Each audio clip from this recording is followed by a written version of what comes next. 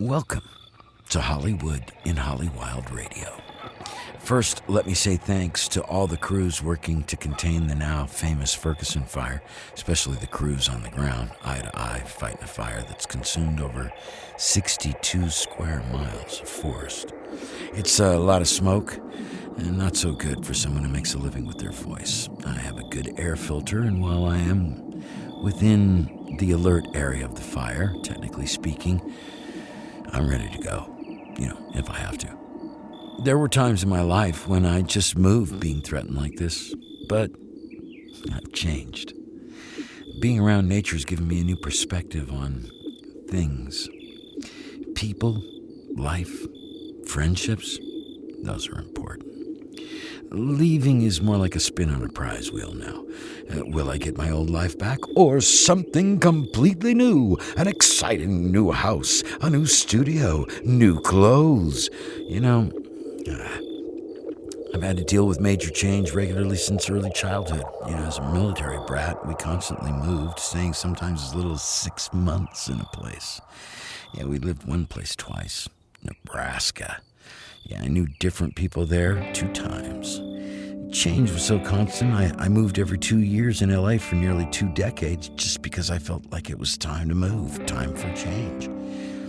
There are 3 types of change: major change, minor change, and regular change. We're probably going to need a little of all 3 to get back on our feet as a country. Regular change has had a positive effect on my entertainment career. I'm always engaged in or ready to change anything if it's better or produces something new. I'm very comfortable changing my look or my sound, or my attitude in any direction that looks promising. Because my desires are generally sincere, change becomes a valuable tool in my box of success. If it wasn't for change, I wouldn't be here. And this moment for me might even be quiet. Wow. Heck, maybe none of us would be here. Change is life. I wonder why people don't change more, like all the time. It's so much fun, and it has so many unexpected benefits. All these questions and answers we've been talking about got me to realizing that I was asking people to change. For me, it's no big deal, but others aren't like me. Some people don't see change in their everyday life. Some people don't want to see change in anything. But still, here I am, asking people to stop doing something we've all been doing so much of lately that I'm afraid it's become a bit of a habit, like biting fingernails or smoking.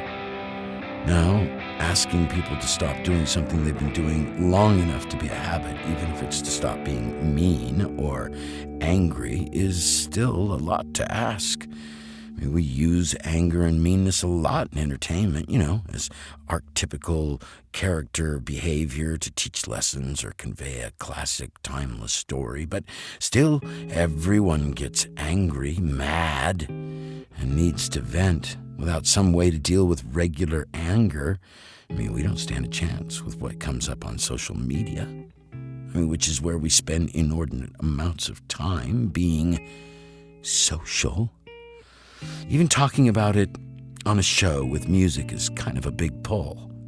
Me showing up promising entertainment and then asking my audience to work, you just want some easy listening. It's Sunday, it's not a work day, but that's kind of my point. We're fighting something that doesn't really take Sundays off, So, sorry for asking you to work on your time off, but it's only for a little while, and if we do it right, it could be fun. At least we won't be angry from an attack on social media designed to keep us mad. To win a war where people are trying to manipulate your mood to just anger seems, like not that big of a deal until you're angry all the time and your life goes to pieces. So the ask for everyone to change is kind of justified, but truthfully, in general, people don't change. Which gives it that impossible to do look, but the impossible hasn't scared me since I was 8 when I took a lawnmower apart and put it back together again. Nothing is impossible. It's just hard it's hard. And that's where we are now. We're all at this impossible place, and we have to change how we post and see information on social media. We can't let it make us mad. We have to come up with new rules for ourselves about stirring up hornets just to, hear them buzz, or to have somebody else be mad with us. That's not a good reason to make friends, to have somebody to be mad with you. We need to change the tenor of our individual headlines to ones that are positive and nurturing. And we need to get good at it. Sincere. And after a while, it really does start feeling good. We're all collectively standing with our heads down, looking at a broken mess. It's the personal changing part. No one wants to change. Part of the attack we're in has that covered too, by saying, oh, now they're trying to make us happy all the time. Like that would be a bad thing. Or like, oh, we have the right to be mad. Technically, you have the right to ignore gravity. Let me know how that works out. On today's show, we have a struggling poet. All poets struggle. Poetry is hard. Does it relate? Yeah, of course it relates. It's poetry. Art Currim wasn't always a poet, on the outside, at least, even though his life has been rather poetic. I knew him back in the 90s when I did a lot of VO on video games. Does the video game Freedom Fighters ring a bell? And Eric and I are going to share a chat about one of my new favorite bands I heard live recently at the Yosemite Music Festival, EGHB. Earthgirl Helen Brown. Yeah, we'll be featuring 4 songs from their recent LP, 4 Satellites, Volume 1. This is Hollywood in Hollywild Radio, broadcast on KRYZradio.org and 98.5 LPFM from Smoky Mariposa, fighting a fire, and thankful for all the good wishes to see clear skies again soon. This is Helicopter by Earthgirl Helen Brown from their new album, 4 Satellites, Volume 1.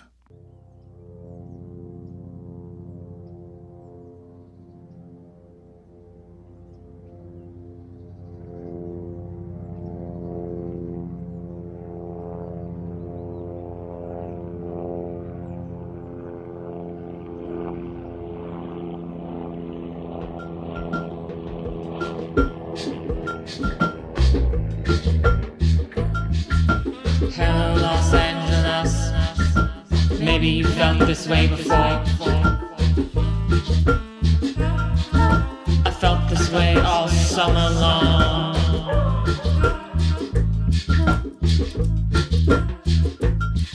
I could hardly stand it.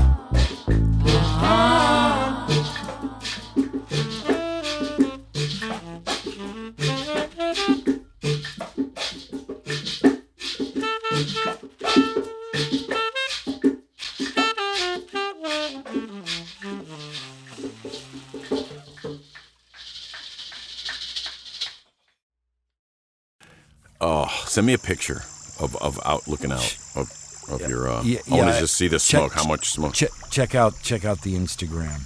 Okay, I'll do that. Yeah, all because I've got videos there. There's a video of it coming down the ridge, actually. That's pretty dramatic. And you can tell the pine trees that are dead in the forest because they light up like single exclamation marks. Oh, man, right. And they're just, a long vertical line of yellow. It's still 8 miles away. So let's talk about Earthgirl Helen Brown. She's got a beautiful voice, man. When she's in her lower register.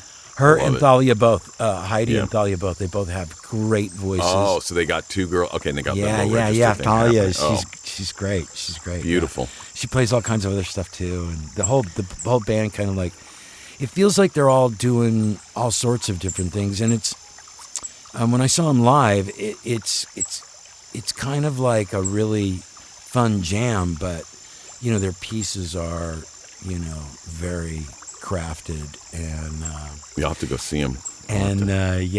But they're so creative. I got so excited listening to how just far she was willing to reach to get something that she liked, and that the band liked, and it's just so freaking exciting. What a throaty voice, huh? Oh yeah, it's beautiful, and I love the reggae stuff. It's so like swampy at times, you know? Yeah. And kind of like you can tell it's lo-fi, which is so cool. Exactly. It's not slick. It's not slick. Yeah, it's raw, creative style, And I think for me, that one StarLight, that tune, I've listened to a bunch lyrically. It's beautiful. Yeah. I did too. Did you? Yeah. Yeah. Right? I mean, I'm going to play that last because it's so good. And then the one that everybody will have just heard because I played one before we come to you is Helicopter, which is, it's come on, such an LA tune. Oh, God, it's the military state.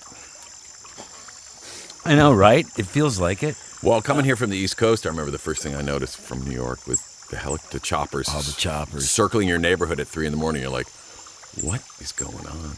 Yeah. We're just out on patrol.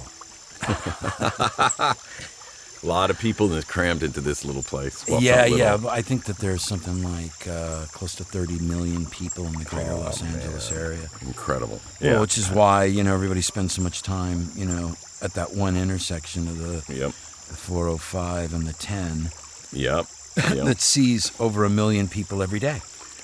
And it's like everyone says, LA is horizontal. It's not vertical because the building codes, they can't go, housing doesn't go vertical here, so it just keeps spreading. Well, I mean, it does, but it's like, it's But the density is not there like was New always York. so much room, and this is Yeah. basically a basin. Yeah. But yeah, anyway, wait. What were we talking about? Earthgirl Helen Brown. Yeah, man, no, and great. how rocking cool these guys So are. they're from LA though. Yeah. I thought they were from up north. And Heidi and Thalia were saying that the band is pretty big. There's a lot of roving members. So Okay. which there's they probably have. I mean, I don't know. They probably have a dozen other players that can probably step in. Yep. And you're right. and play, which is so much fun. Especially when you're on the road, especially if you've got friends all over the place. You can just sit in with them. Yeah, those are the really great bands because you always have a great party afterwards. And so That's the so cool second you song found the song that we're going to hear after our conversation is called Chissa Rampolo. This is the one where they're giggling at the top. Yep. I know, right? I love it. And it's just so rich. I just love it. It's like anybody can watch girls play, and it sounds like girls playing. It just sounds so. It's fun. great. You always find great bands, man. Well, I'm just really lucky, dude. I'm just really lucky. The third song is My AI. Right. The reggae. Whoa, The reggae. Yeah. Whoa deep. Whoa deep. Yep, The lyrics to this song, I wish everybody, and to StarLight. Well, all of their lyrics are really. Yeah. Thoughtful. Yeah, they're very thoughtful, poignantly provocative, and I just like everything about this band. Good. And they're going to be on. You got to interview the girls, man. I know. I wrote her a little note, on Instagram today, asking her. This is not Sunday that Eric and I are talking, of course, but but yeah, I haven't been able to hook up with her, and they're on tour promoting this album, which, by the way, is called Earthgirl Helen Brown, and then I don't know what the other initials stand for, because when we went to Mike today, we still haven't gotten that information back from them, but I suspect there's something really cool behind it, and then it's called. Four Satellites, Volume 1 is the name of the album. Four Satellites, Volume 1. Mercury, Saturn, Mars, maybe Venus. I don't know. I got the downloaded version of the album because I couldn't wait for them to send me a vinyl. And even if I got a vinyl, I wouldn't really be able to appreciate it because I don't have a proper. You don't have your turntable set up anymore. No. So, I don't know what the album cover and all that stuff looks really cool, and I would suggest. Oh yeah, the airplane coming at you looks like the airplane. Yeah, you should definitely. You should definitely check this album out, and I hope everybody enjoys it. Okay, so we talked about it. So Helicopter was the first one. That was the one that started with the great LA scene, and then we have Chissa Rampolo. Yeah, and then MIA. My AI, which I think is my artificial intelligence, because she's right, about, of course, talking about training how to do everything. But unfortunately, the military-industrial complex has the best AI, and they just make it for war. And then StarLight, which is the cosmic. Much hope. Yeah. Yeah, I mean, hopeful, and I love those lyrics, man. Yeah. They're so all good. right.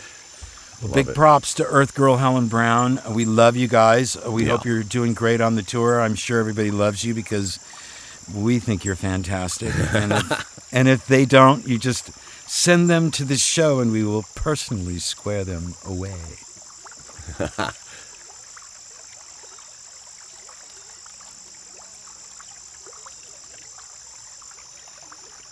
This is Chissa Rampolo by Earthgirl Helen Brown from their new album, 4 Satellites, Volume 1.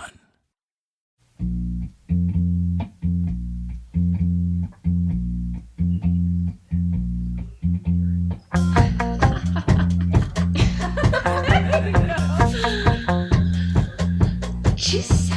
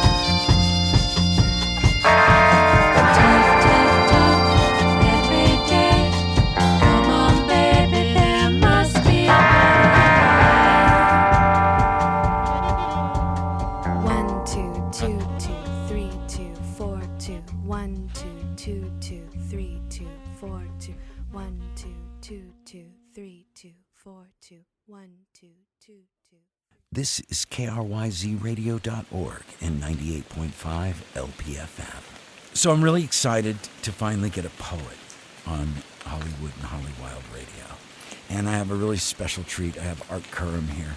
And Art and I go way back before he had, maybe he was always a poet because his poetry comes off like that. But when I got to meet Art first, it was in a professional environment where I was behind a microphone.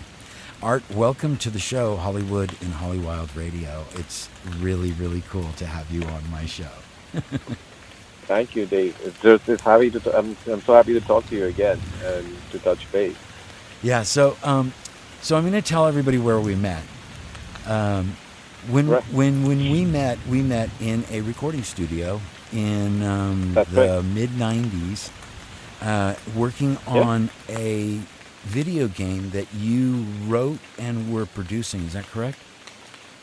Well, I didn't write that particular one. We actually, I think, met on the Matrix video game around 2000, 2001. Oh, that's right. Um, yeah, you did some parts there, and then I loved your voice so much that when we had a chance to go in and do a pretty decent sized budget game, Freedom Fighters, Freedom Fighters. and my one of my really close friends, John, had written a particular speech for that, a monologue. Um, a soliloquy actually for the game, which sort of ties in the entire theme of the title. And I think it's like a 4 or 5 minute piece that he wrote Yeah, it was with the long. sweat of his brow, and you performed it like a star, like at a Shakespearean level. And in fact, that particular soliloquy was carved out and put online on YouTube, and I've seen it come and go over the years. I think it's gotten over a 500,000 hits That's in cool. all. Um, and it's fabulous. It's a fabulous piece of work on your part, and I Yeah. think one of the examples of us just being in sync. And I'll never forget that time. It was a great Yeah. title to work on, and Yeah. working with you is always a joy. Dave. Oh, thanks so much. And now, since that time, you have walked away from doing video games, and you have thrown yourself wholeheartedly into becoming a poet. And the next time when I That's ran true. into you was at a literary event in Hollywood at this dive bar, That's and correct. and you got up and you started reading this piece of poetry, and I was in the back because there were people there that I was there to listen to. I had no idea that you were going to show up, and I was just like completely blown away because the poem that you were reading was just so, it just hit me so profoundly in my chest, and you were reading it like a star. And Thank it you. was like I was like yes, because I work with a lot of writers and poets for Penn, the EV fellows and stuff, and so I'm always looking for a great example of really great reading, especially poetry. And you just came up and you just crushed it like a mashed potato. It was just like, ugh. Thank you. And I was just like, oh, that's so incredible. I know that guy. What does he do? How did he get here? And then we've slowly sort of reconnected over the years since then. But Yeah, so that's also a very good question. How did I get there? yeah. So how did you get there?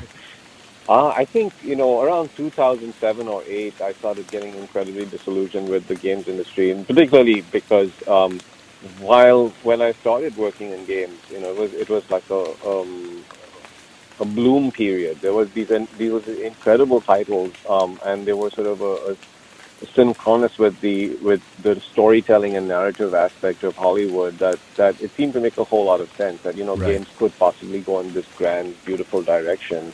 And I think Hollywood has flirted with the games industry on a number of occasions. It's sort of like 3D television, Right. or virtual reality. Sort of, hey, let's do this. Let's make this the next great thing. And it was that flush period, and I had a great time doing some wonderful titles. But around 2007, 2008, sort of came to the point that everything was going into repetition mode. Every title you'd work on would be like a version 2 or version 3, and it's pretty much the same kind of dialogue Yeah. as far as a narrative sort of guy like me is concerned.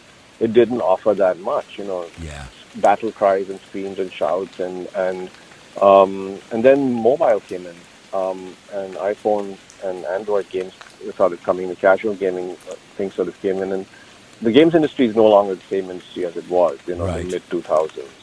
And so that around the time that happened, I was like, this is time to get out. And it was good timing too, because by 2010, 2011, I had gotten into gadget design, and I, with my team, designed this very cool gadget that I got on Kickstarter, and we made actually a couple $100,000 of Kickstarter, and then sold it commercially for a few years, and that went really well. And then that business, basically self-combusted for multiple reasons, which are too painful to go into. Yeah. But at the tail end of that, I was basically out on a limb and just not very happy about the world. And what do I do now? Right. And I wasn't even thinking that, actually. I was like, I'm disillusioned with everything I've been doing all these years. It's one of those things. So I guess that's the first necessary thing if you're becoming an artist, is to actually be completely disillusioned with your own life in the world.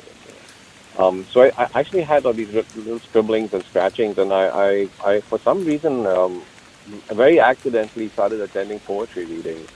And I think the second or the third reading I attended, Natasha Dion heard me on the open mic, and she was a feature at that afternoon's reading. And she comes up to me afterwards, and she just grabbed me. But you know Natasha. Yeah.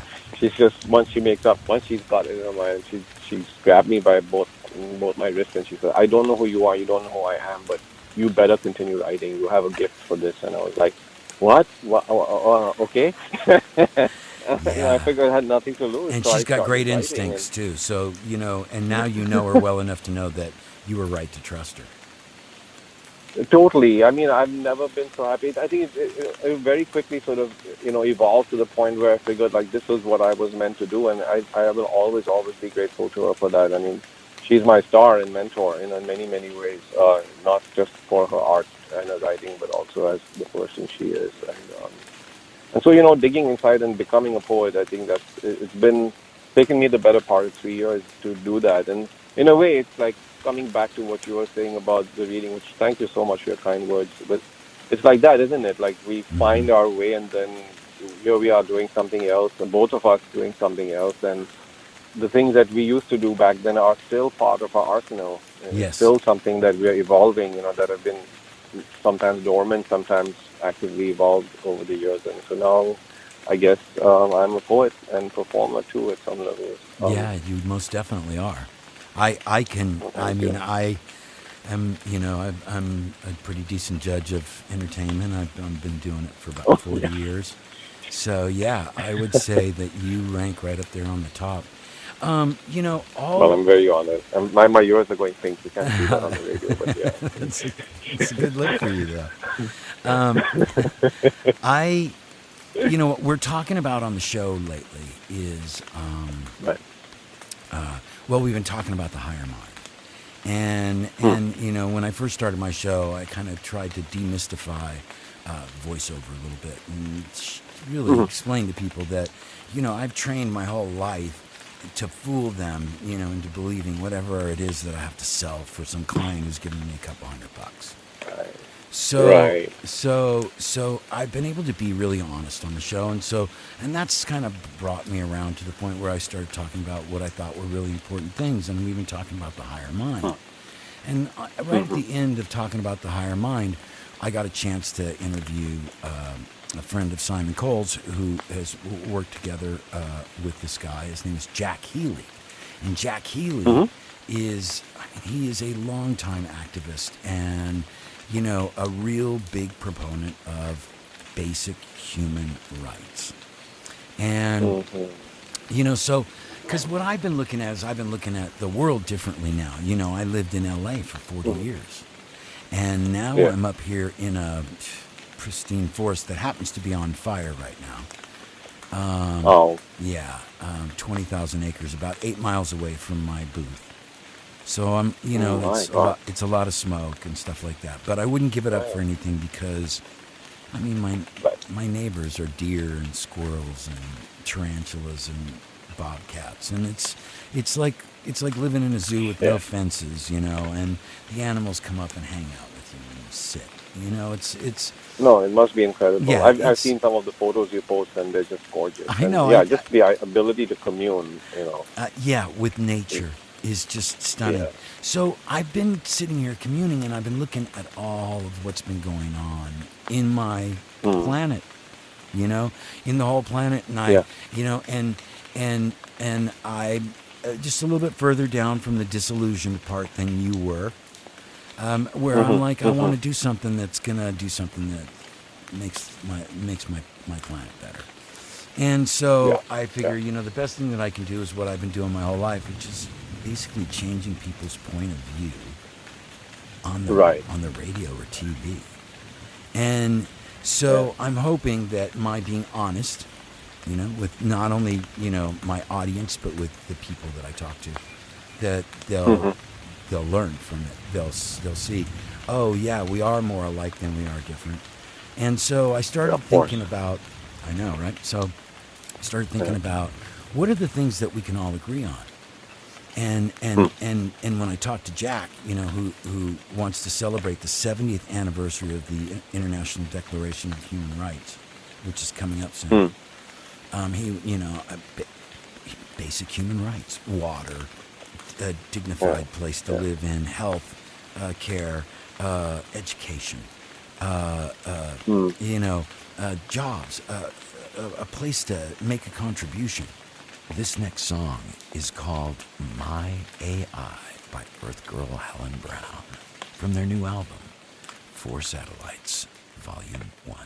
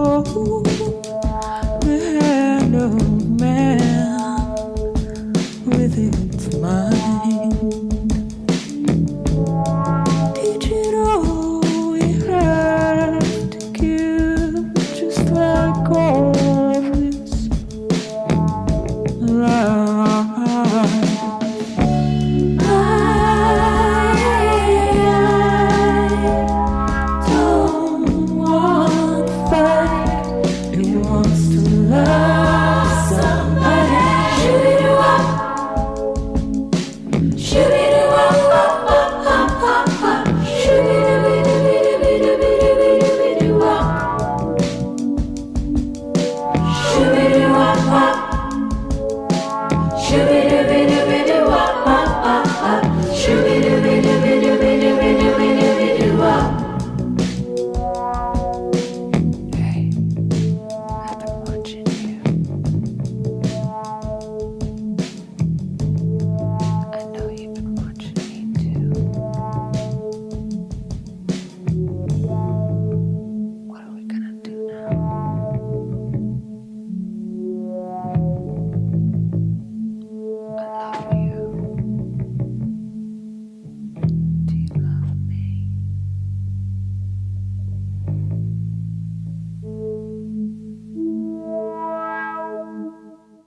This is KRYZradio.org and 98.5 LPFM.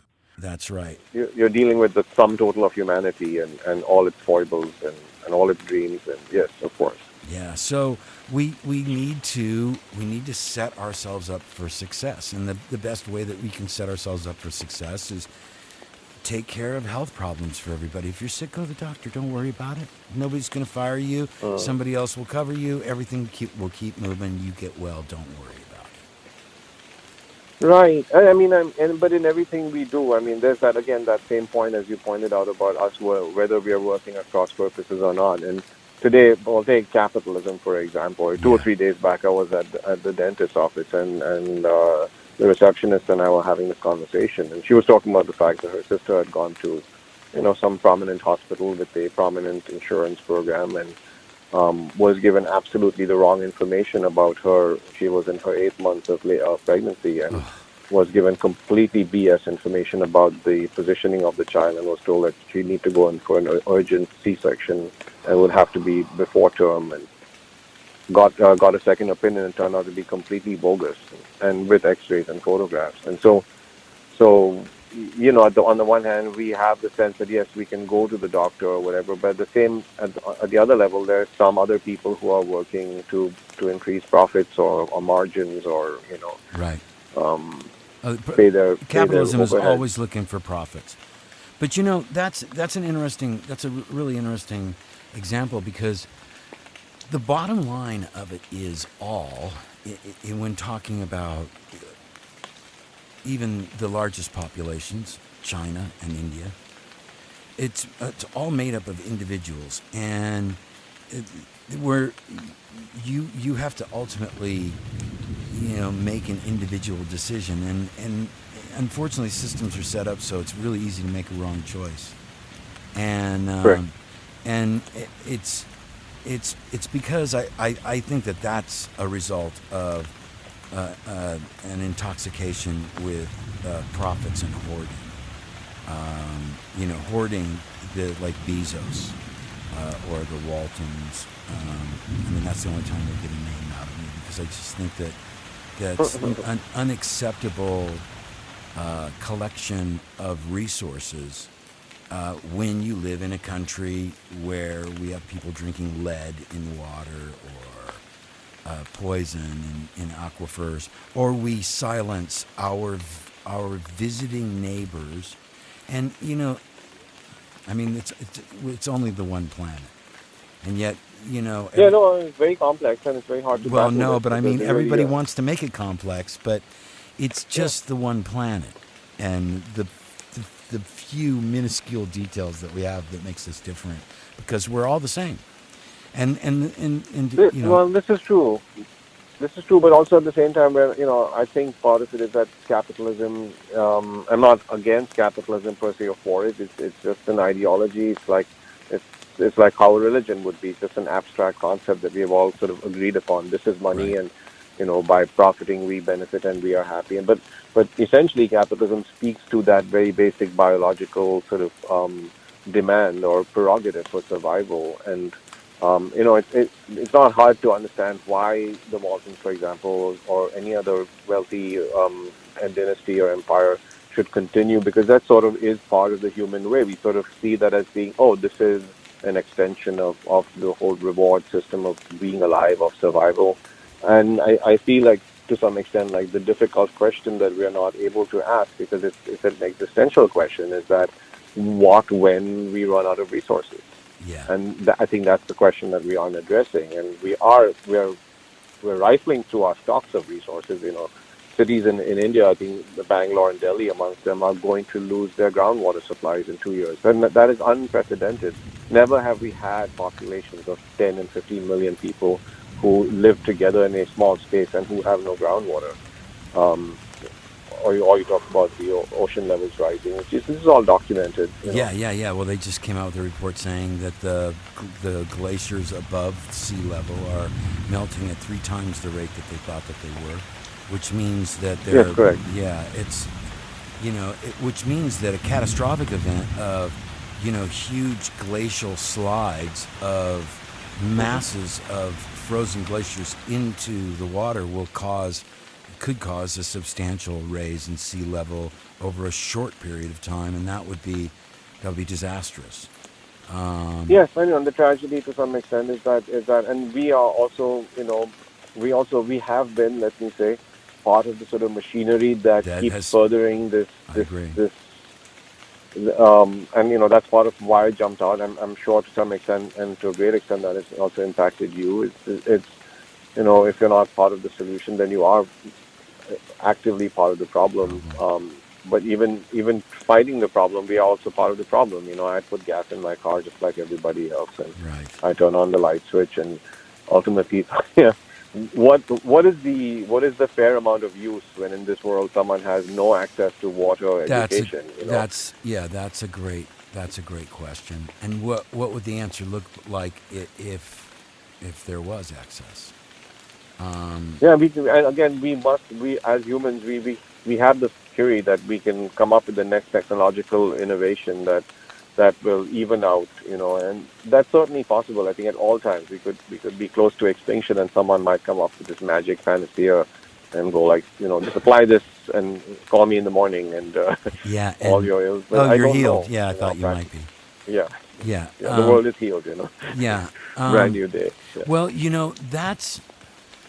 I've operated my whole professional career on the concept of believing positively that things were going to work out. And in other words, I sort of visualize myself happy because everything's working out and I feel good about my work. And so I don't really bother myself with too many fine details, because if I'm happy, I'm probably not going to care too much about the details anyway, right? So I just try to imagine myself. And then oftentimes what happens for me is I go through these periods, sometimes short, sometimes long, of really successful work. And by successful, I don't necessarily mean, big money paying, because I don't really look at that as a determinant of success. It's usually about art or some kind of product that I'm trying to produce, or a production I'm trying to make, or whatever. Sure. And then once I'm in the pocket, I covet the pocket the way, those baseball players do when they have their special bat and they have their little special routine, and they do, and they keep hitting home run after home run, and that's sort of the way that I treat it. It's sort of like a little bit of science and a little bit of magic, and I think maybe the universe gets a big kick out of that. What are some other good questions that maybe a higher-minded person should be thinking about right now, especially in light of the fact that it looks like we're going to be addressing a lot of the problems that are going on? Are you even allowed to say your opinion on my radio show? That's really... I'm sure I am. Okay. Citizen of the world and all that. Yeah, and that's sort of one of the things that I try to do is get out of the local politic of it, because, there are sufficiently amazing people, and we all know them, who are in the community, the literary and arts community, and generally in the social work realm, that are doing a terrific job of fighting, I know, the way things are. But it's sort of unraveling one thread at a time of a massive sort of wool overcoat that has been blanketing this country for decades, and if not more. So, as all the little bugs come out and are exposed to the harsh light of day, I'm sure that stuff will continue to get resolved. And it's an ongoing battle, isn't it? Yeah, it really is. And I don't think we're maybe really here to solve it all. I think we're here to work on it. Correct. Just chip away at it at the best we can. Yeah. And with our viewpoints, I think I have a viewpoint, you have a viewpoint, other artists have viewpoints, and I think we keep just examining the issue with our different lenses, and that's the most we can hope to do, and hope that people pay attention.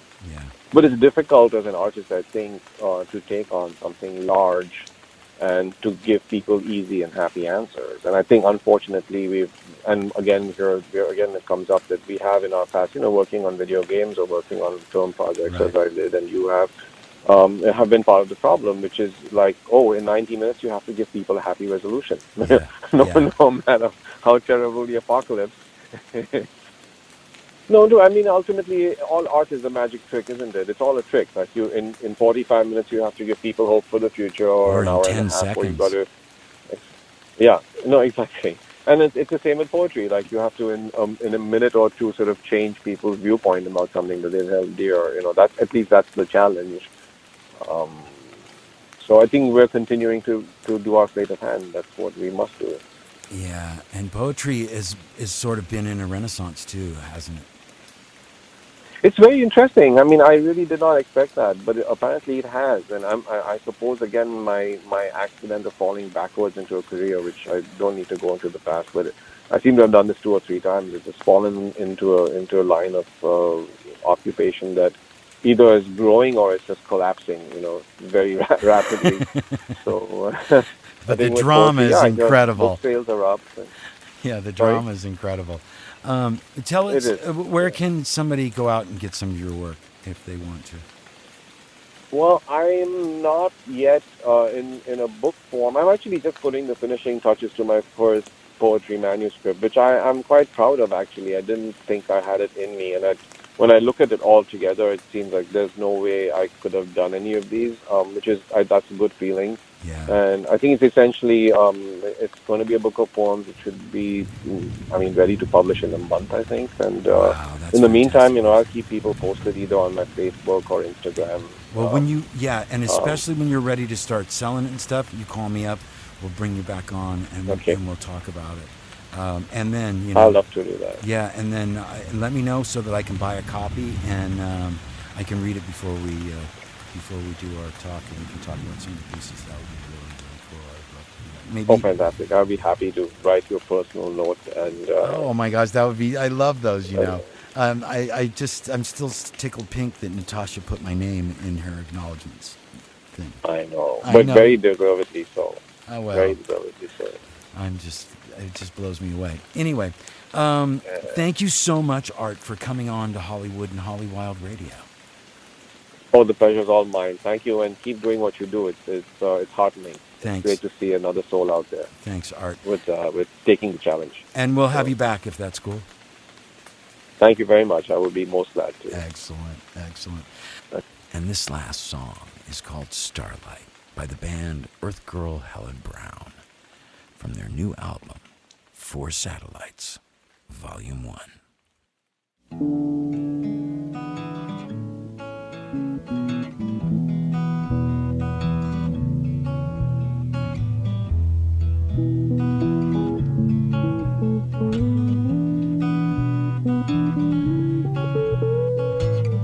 Nobody knows the trouble I've seen. Man can be so mean, but then we knew that already.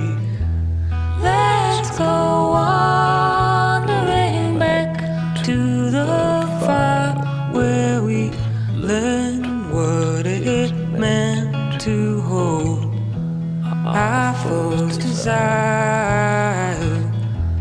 Oh, what it means to live and to breathe, but this terrible greed, unbridled feeding, it makes me want to go away to the edges of space and these planets I roam, but there's nobody home. Nowhere, nowhere. Lonely I am.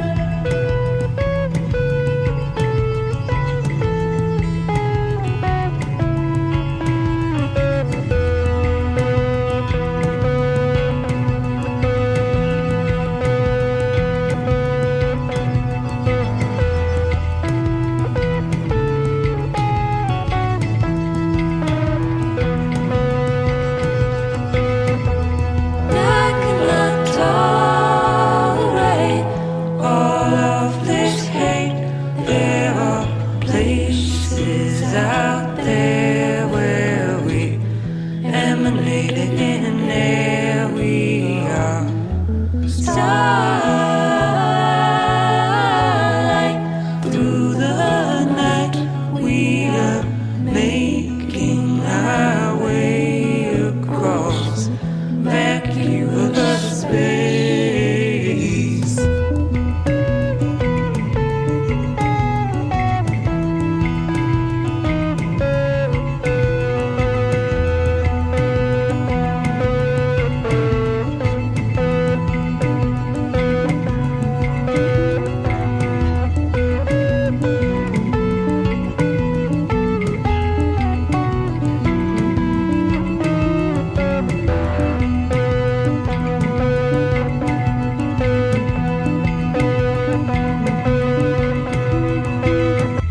Let's go wandering back to the fire where we sang our first songs and we danced through the night, where we celebrated what we made. Ooh, the flames were amazing, and so we sang to them, worshipped and prayed for them. We are starlight through the night, we are making our way across vacuous space. Nowhere, nowhere through the night, we are making it right. We are starlight through the night, we are making our way across vacuous space. Starlight through the night, we are making our way across vacuous spaces. We are starlight through the night, we are making our way across vacuous space. Starlight through the night, we are making our way across vacuous spaces. We are starlight.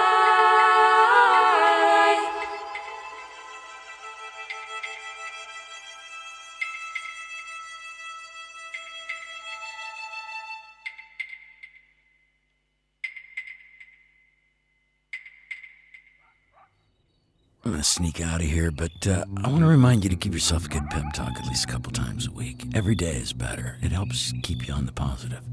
Check in with yourself regularly. Make sure you're not a little mad about something. And if you are, fix your mood quick and get back to being positive.